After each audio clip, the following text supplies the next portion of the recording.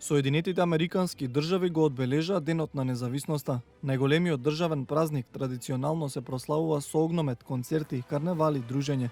4 јули го означува денот кога во 1776 година 13 американски колонии се прогласија за единствена нација, независна од Британската империја. And so on a day like this, we celebrate, we have fun. На овој ден прославуваме, се забавуваме, се восхитуваме на се што е направено во минатото, но исто така треба повторно да се посветиме на тоа секој во оваа држава да биде слободен, секој да добие еднаква шанса, да се погрижиме за сите ветерани кои се враќаат дома, да се грижиме за војните фамилии и добро да ги третираме, секое дете да има добра едукација. Кон ова треба да се стремиме на Денот на независноста. Прослави имаше ширум целата земја. Во Националниот парк во Вашингтон, во близина на Белата куќа и Капитол, десетици илјади луѓе се собраа да го гледаат традиционалното пиротехничко шоу.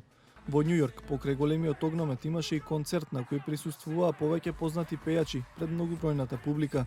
На пиротехнички средства потрошени биле повеќе од $1.000.000, а употребени биле 130.000 тони.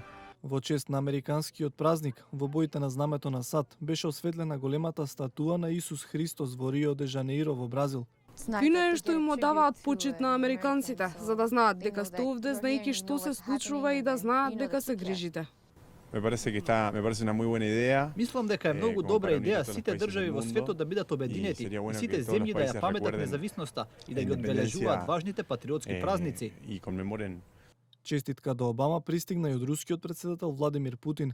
Во писмото се повикува на зајакнување на соработката во насока на справување со глобалните закани кон меѓународната заедница, но со почит кон сопствените законски интереси.